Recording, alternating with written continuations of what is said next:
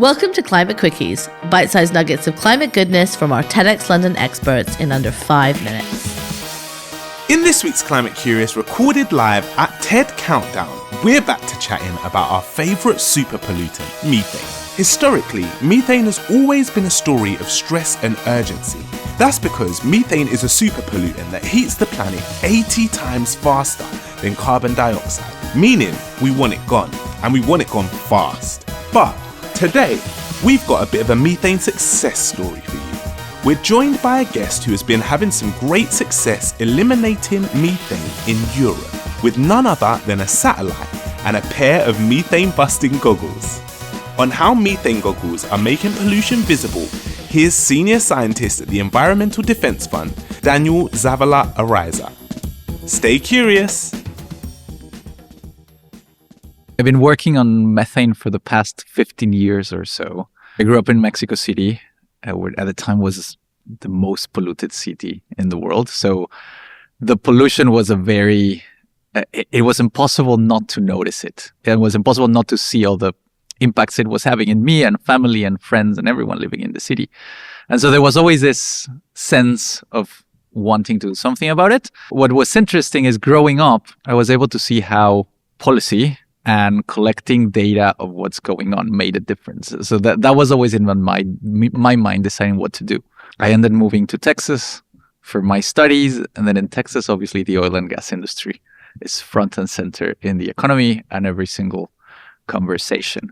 As we looked at pollution from the oil and gas industry, we realized that methane is a very potent greenhouse gas, even more so than CO2 in the short term. And we realized that, by all means, we need to do everything possible to shift our economies away from oil and gas and fossil fuels. But we also needed or had this opportunity to slow the pace at which we are already facing global warming. So it's not focusing on methane as a distraction from CO2. We need to be doing the two things at the same time.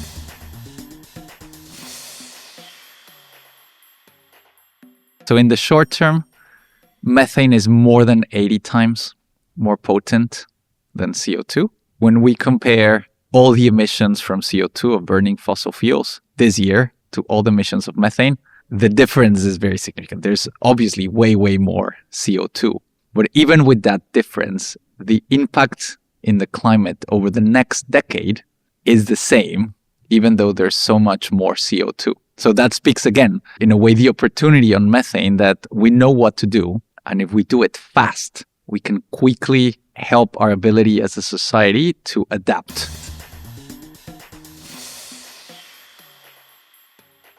Methane comes from different sources, so oil and gas industry, but also agriculture, landfills. What we see in particular in the oil and gas industry is that the key is making the invisible methane emissions visible. Once you know where they are, the industry knows what to do with the leaks. The issue is that in all cases, it's an invisible gas, so you don't know where it's coming from. So the key technology that allows us to unlock the mitigation is monitoring tools that help the industry locate and quantify the emissions. And so this has been our job as an organization for the past 15 years. And this has been my job as a scientist, just working with a wider community, thinking, okay, which tools can we bring to the table to make this invisible emissions visible so that it can be fixed? And so they've been now used for a while. So if we look at different places around the world, there's a lot of companies that are already using these handheld infrared cameras that they can point around their facilities and say, those are the leaks that we need to fix. And it makes the emissions real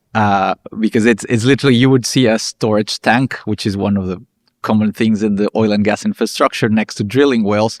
And if you're looking at it, you don't see anything. You think it's there. It's probably properly operating. And then you put this infrared camera and suddenly you see this massive plume of gas. That has been very powerful just for people to see how a facility that was supposed to be just operating, suddenly you see this massive pollution coming out of it. Makes it very real and tangible.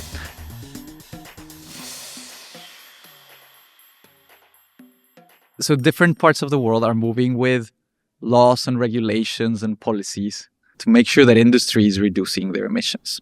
What's interesting about Europe is that in reality, there's not a lot of oil and gas being drilled here. The power of Europe is as a buyer. It's doing a lot of efforts to move and phase out fossil fuels, and there's ambitious goals towards that. It's not happening fast enough, but today it's one of the largest markets of oil and gas. And that's what we're trying to leverage here, Europe's buying power. Because if they set a regulation that requires every other producer around the world to reduce their emissions to access Europe, then you quickly get that ripple effect. The thing is, just to finish this idea, that if you look today at what the operators report on their emissions, I mean, pretty much everyone is saying that their emissions are super low. And so the only way to make this work is with real transparent data. So that's the other thing here.